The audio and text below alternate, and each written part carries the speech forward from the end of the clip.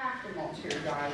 You just really do. Your plants will be healthier and happier. You'll spend a whole lot less on water. It's like a blanket. It's like a blanket. It keeps the cold out, and it keeps the hot out too. Do some research on uses of mulch. You can maintain a stable temperature and moisture environment under a bed of mulch. I'm not talking 6 inches, okay? And it varies depending on where you are, but mulch is really, really important here, both in the winter and in the summer. The only time you don't want to mulch on your space is when you just put some little tiny seeds in the ground. And even then, some very fine mulch will help keep them from washing away if it rains. I always put a real thin, like I'm talking, maybe half an inch of shredded hardwood mulch to keep the little seedlings from washing. In your raised beds, that mix is great, but you want to think about putting some mulch on top of it, because otherwise it's just so hot, especially raised up out of the ground. If it's not down in the ground, you don't have that protection from the intense heat that we have here. So raised beds especially, in my opinion, always need mulch. If you're putting in seedlings, don't push the mulch up to where it's crowded around the seedling. Give it some space to breathe. All right? And trees, don't put your mulch up against the bark of the tree, because what you're doing is creating a moisture situation where the bark is going to rot and your tree's going to get sick. Okay? So push it out around the drip line of the tree, okay? And do not build up your mulch on the bark of the tree, because you will make it sick. Allelopathy is a really important thing. Allelopathy means some plants give out chemical compounds that will kill or stunt the growth of anything that grows around them. We use wheat straw to cover spaces that we want to expand to, and the wheat grows, call it green manure. We let the wheat straw, we roll it out, and then the seeds grow, let them grow, mow them down, but it has allelopathy, so all of the grass and weeds and things that were there before die. So we let it work for us. Here's a companion planting chart. Now, what this means is there are certain types of plants that will enhance the growth of one another, make their fruits sweeter, or grow more robust. Or one that's not on here, just the FYI, is chamomile. Chamomile is called the nurse plant, being an herb grower. I will share that with you. It makes any plant that you grow it near healthier, happier, prettier, more fragrant, more flavorful. Some root vegetables grow next to each other. Most root vegetables, they don't like each other because they will grow, they take each other's nutrients. Most of these are, a vine's not going to grow with a vine. A bush plant's going to grow fine, usually with something that grows low to the ground. And so it makes sense to each other. And in the summer, for instance, we grow low to the ground, things like greens and lettuces and spinach, stuff like that. And then we grow tall plants that shade them. So instead of everything dying out in June, we get these greens into July. Crop protection is a great way for us to be able to let our stuff grow through the winter.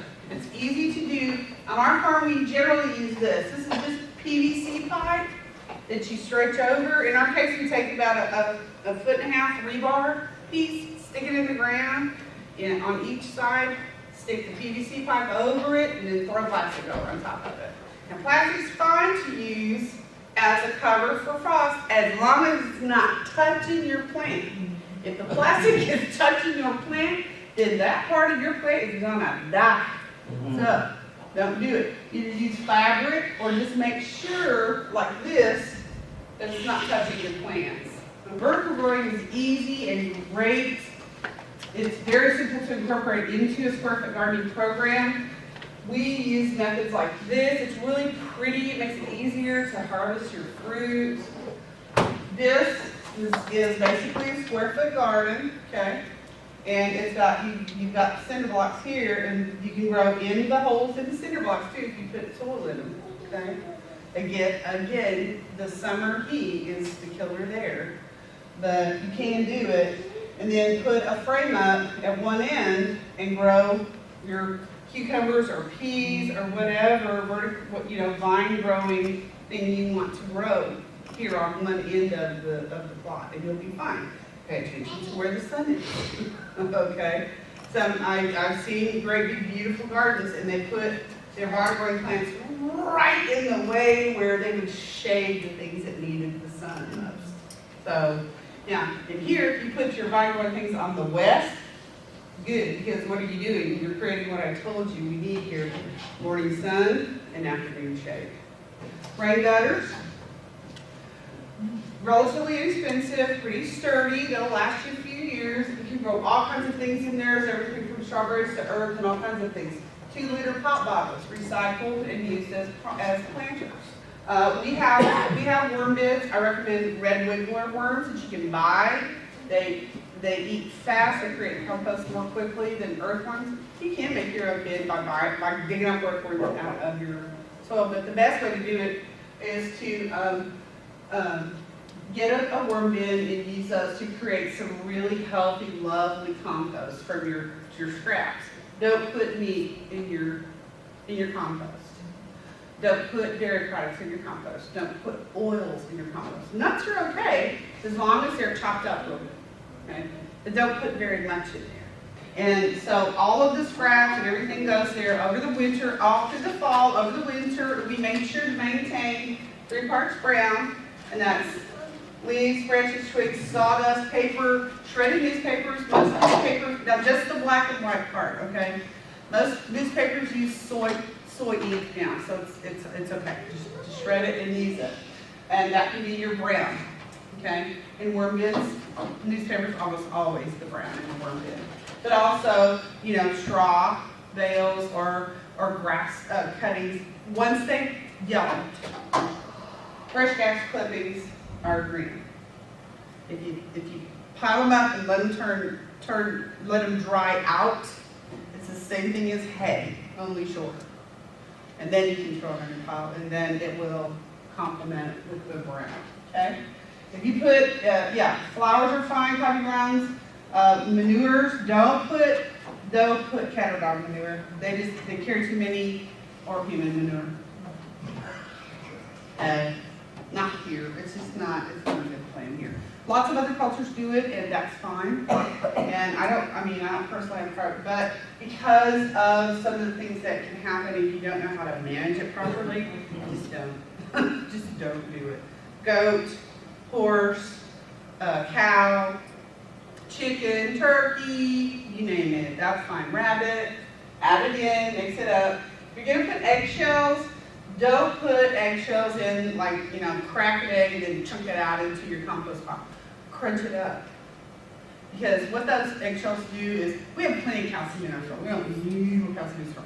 But the eggshells they do a lot of things. They keep down the slug and snail population. And they give grit. Earthworms need grit, like a chicken, to crush up what they're eating. And crushed eggshells, and not powdered mine, crushed eggshells, and give that to the earthworms to use to break down what they're taking in your compost pile. Then your stuff will compost faster. You'll have a better product once it's all done. You'll have chunks of eggshell everywhere. And then this is our farm. So this is solarization. This is black plastic. Like I said, we have no lawn. Well, this is hard. We still let the kids play up here. But we don't have to mow a lot of grass because we turned it into an earth farm.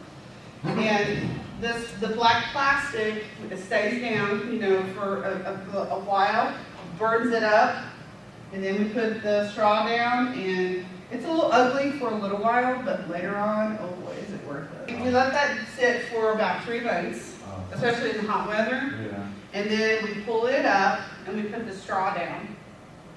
And then, like I said, we let the wheat straw grow to about 1 foot high. Then we mow it down. And that just makes more mulch.